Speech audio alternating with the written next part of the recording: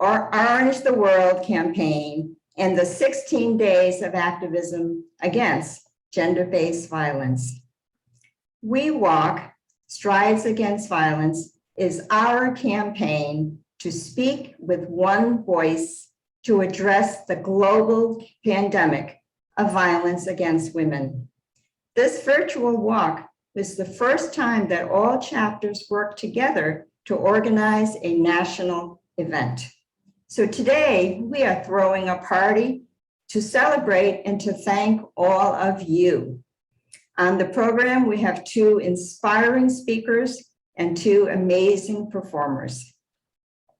It's now my pleasure to introduce the other members of the steering committee, ably led by Scott Osborne, president of the Gulf Coast, Florida chapter, Stephanie Bruder, president of the Metro New York chapter, and Chris Serio Martin, secretary of the UN Women USA's Board of Directors and communications director of the Gulf Coast chapter.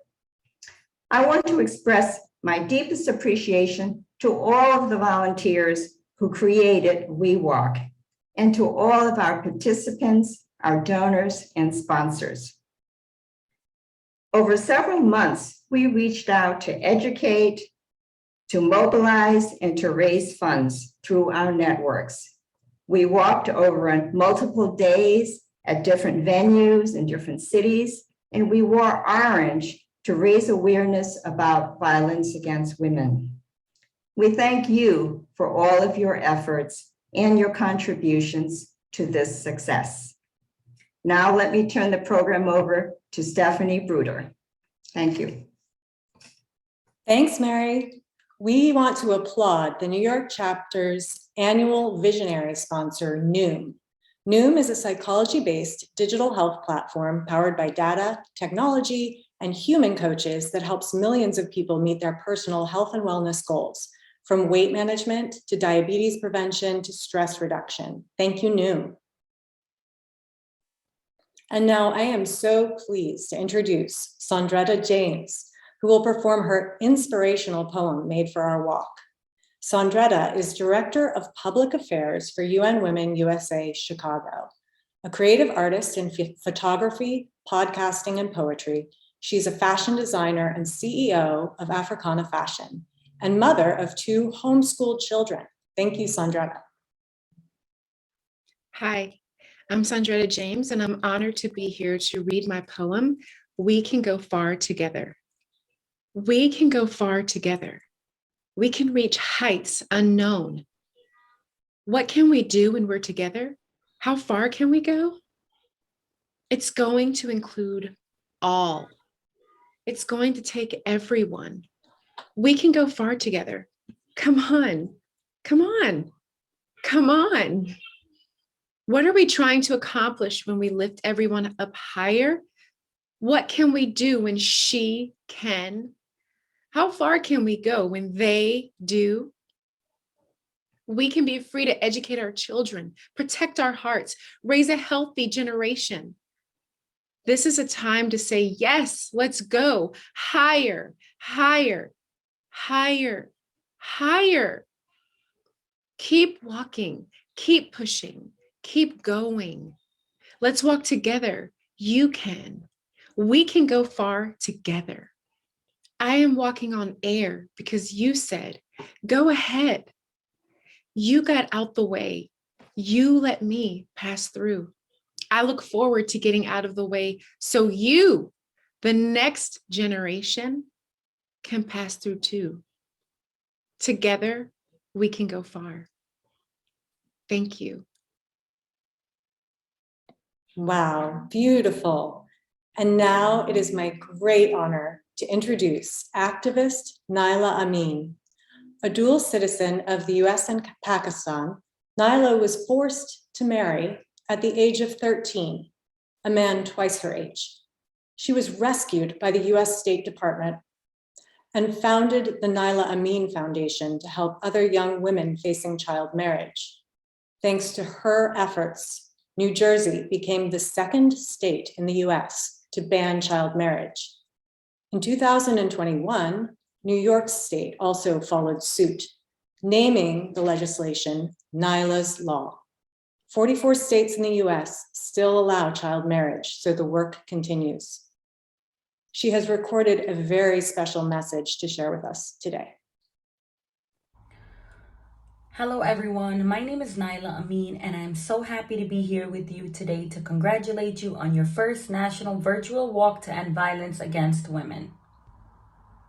Your work and effort does not go unnoticed. Today I am sharing my story with you in hopes that it's going to continue to push you to strive harder in all that you do.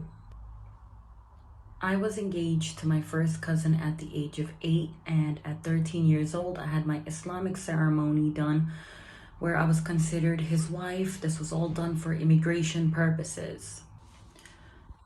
At the age of 14, I was placed in foster care due to some family problems at home, and I ran away from foster care and back to my parents. They then decided to take me to Pakistan, where I was then forced to go live with my cousin who was 28 and I was only 15.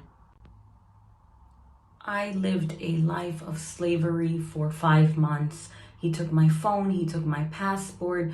What ended up saving my life is that an uncle called the Child Protective Services in Long Island, New York, and the US State Department then got involved and I was rescued. I wanted to protect other girls from going through what I went through all alone. So I started the Nyla Amin Foundation in 2016. And what we do is we connect young women and men to resources, pro bono help, and we basically just help them get through one of the worst times of their life. At the Nyla Amin Foundation, for the past couple of years, we have been running a marathon to end child marriage in every state. Basically, I urged Governor Phil Murphy in New Jersey. I slept overnight to convince them to make New Jersey the second state in US to end child marriage. And then in 2018, I petitioned for New York State to raise their child marriage from 17 to 18. I emailed 150 assembly members, different senators to convince them to help New York end child marriage. In July of 2021, Nyla's Law was passed. When I get a message from a young woman saying I helped them or I inspired them, it really helps make the pain of yesterday go away. Everything I went through was not for nothing. So it's really a beautiful and peaceful feeling. No matter how dark the days of our past are, it's up to us to take that and turn it into something positive. I am glad that I was chosen to eradicate child marriage. And once again, I would like to just congratulate and thank each and every one of you for your efforts in this walk. Thank you.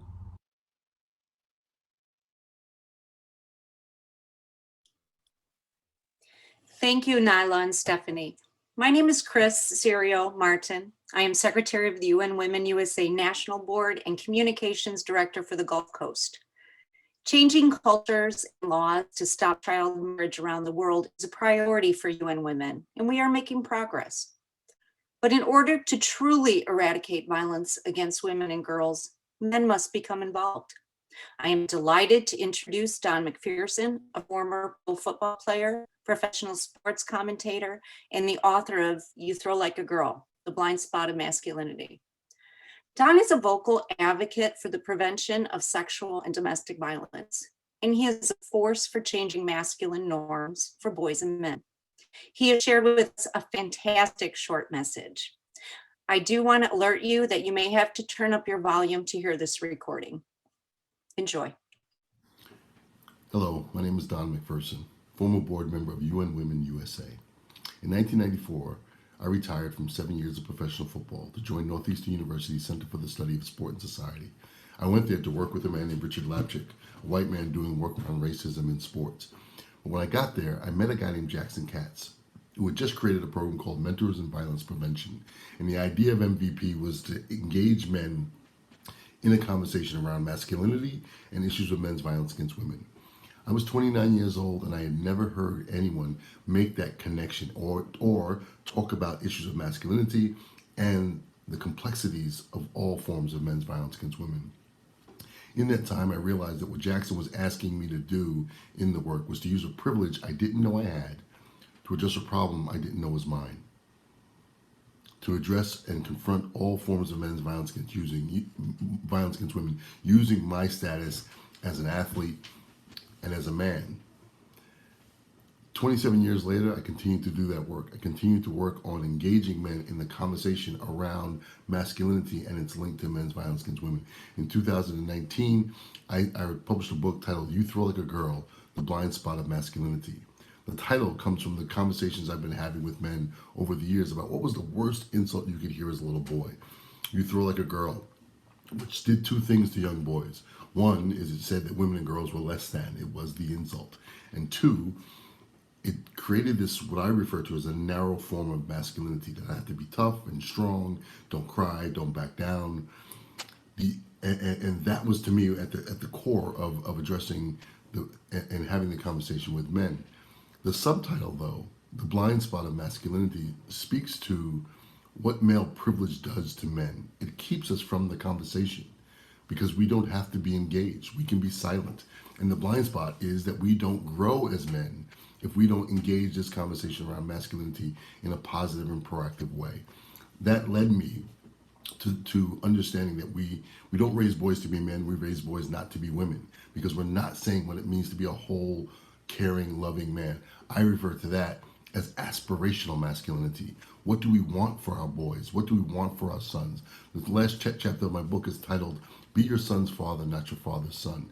In other words, we have to engage the next generation of young boys to look at themselves in their wholeness, in their loving, caring, empathetic, all the qualities of their humanity that moves us forward in this conversation. It's going to be uncomfortable for a lot of adult men, but our boys crave it. Our boys need it. We need to promote aspirational masculinity to move the conversation forward. Thank you, and it's a pleasure to be here. That was outstanding. To make real change, all of us have to come together with strong advocacy, education, and action. And we have laid the foundation during our first ever UN Women USA National Walk with more than 450 people participating in a united effort. That's pretty exciting. I want to give a big shout out to the 7 chapters from coast to coast who contributed to this effort, from San Francisco and Los Angeles to Chicago and New York, and North Carolina, Miami, and the Gulf Coast of Florida. And I want to acknowledge you and your contribution. Thank you. Let's take a minute to celebrate those who went above and beyond. Our top chapters bringing it home were the New York Metro chapter, the Gulf Coast of Florida chapters. Teams that raised the most to date were, drumroll please, WOW, Women Out Walking, led by former UN Women USA president and a crowd favorite, Terry Brackett. Gen Equal USA with Mary Luke, our current intrepid vice president, is the second top team. And I do want to thank all the teams that participated, and we hope to see you again next year. As for individual contributors, Terry Brackett once again takes the lead, with Fasila, Abdul Rashid, and Renee Rate not far behind in the home stretch. We are delighted, absolutely delighted to report We Walk not only brought people together from all across the country to work towards a common goal, but so far we have brought in almost $53,000 and anticipate the number to grow as we near our final close date of December 31st. Next, we want to share with you 2 short videos showing just a sample of how our chapters participated. The first from New York highlights Marco Santini and his public art. Marco created our wonderful walk image as well as this display at 2 prominent New York restaurants. Thank you so much, Marco. The second video gives you an idea of the range of our walking experiences around the country. Take a look. Enjoy. Gathered a list of over 50 different words that are really important to the UN and to their brand values. I've created double-sided stickers that we're going to be putting up on windows here in Harlem and downtown in the West Village. This is actually the UN Women USA first ever virtual national walk to end gender-based violence. It's going to be happening now through December 10th. It's called We Walk Strides Against Violence.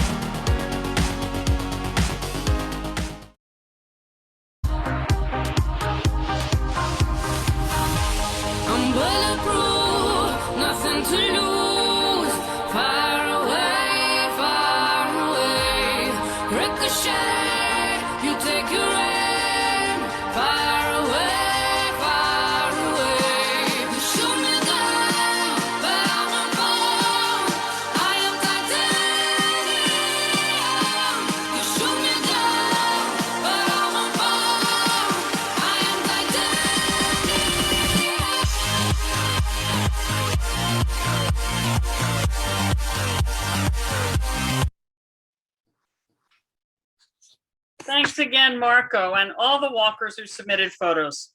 I'm Scott Osborne, president of the Gulf Coast chapter and chair of this National Walk campaign. I personally want to thank all the National Committee members who gave so much of their time, effort, and talents for this cause. It's truly appreciated. And on behalf of the entire committee, thank you for your participation. But before we end, I want to share with you two very important things: a powerful music video and a look at our upcoming events. First, the video. As soon as we saw the work of Carly Wilson, we knew we wanted to introduce her here. Her work is so powerful and relevant. Multi-talented, Carly wrote her first song at the age of 4. She went on to be a successful track and field athlete at Yale University and then worked in civil rights as an advocate for fair housing. But she's also a domestic violence survivor and a vocal campaigner about the issue. Carly has created performances and written a book about her personal experience with intimate partner violence. She intentionally takes a conversation that is typically taboo and brings it into the open, a message very much in line with our push to destigmatize violence against women. We are delighted Carly has agreed to share her performance with us today. First, an important note. This video is powerful and depicts some scenes of personal violence. If you are uncomfortable with that, please step away, set your timer, and check back in with us in a quick 3 minutes and 36 seconds.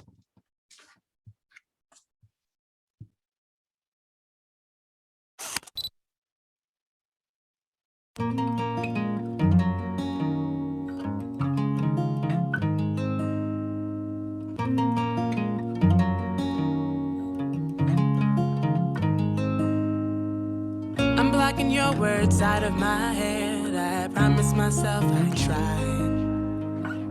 Ignoring memories of the things you said, 'cause yesterday was my last day to cry. Do you love me or you hate me? When will you decide? It's like you wake up to berate me. I'm leaning to the other side. The other side where I love me more than pleasing you. Instead of chasing what we were supposed to be, I was play the fool. I'm crawling to the other side. On the ground, on my knees and my hands, swallowing my pride. I'm leaving, I'ma make it there before I die. I'm putting on my body armor. I'm fighting for the other side. Oh, I'm stronger there. I'm stronger with my body armor on. I know when I choose myself, the battle is over. I already won.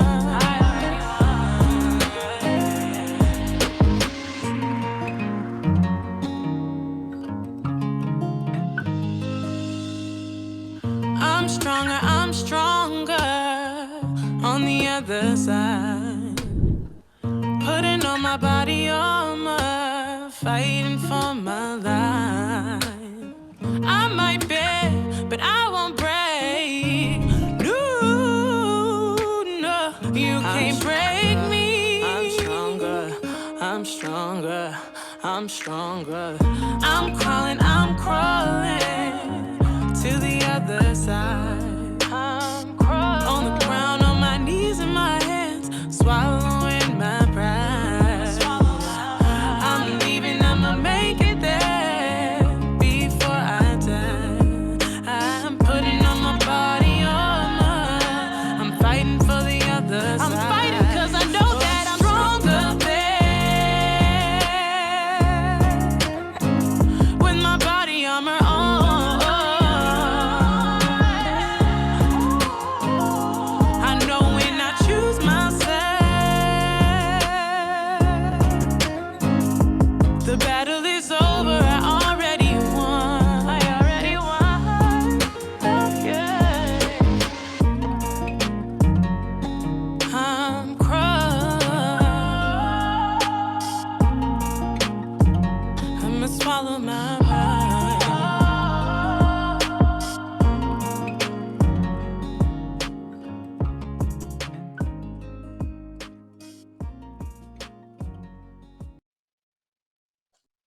Thank you, Carly, so much. And thank you to the many artists and activists who have shared their work with us today.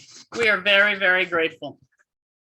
Next, note that this walk campaign platform will remain open until December 31st. So if you feel inspired today, or you know someone perhaps who hasn't heard about the campaign yet, please share this message. We'll put the link up in the chat for those of you who may have lost it, and we encourage you to continue to contribute and look at our messages. But our 7 US chapters have events all year round. Some events coming up soon include 2 engagement evenings in Florida. These are opportunities to come together to discuss bringing gender equality out of the silo of women's organizations, mainstreaming it in order to bring about greater change. These events are social, networking, productive, and inspirational experiences. And our Chicago chapter is continuing its fascinating exploration of imagining a gender equal world, because picturing that equality in detail will help us to get there. And finally, the 23rd annual Through Women's Eyes International Film Festival is March 10 to 14, streaming all over on Eventive and with a unique one-night only in-person event in Sarasota, Florida. We encourage you to look that up. Check out the website on UN Women USA for more about these and the many other chapter events that are coming up. And that concludes our program for today. I thank you all once again. Please check on the link through December the 31st. Thank you to the team, and goodbye.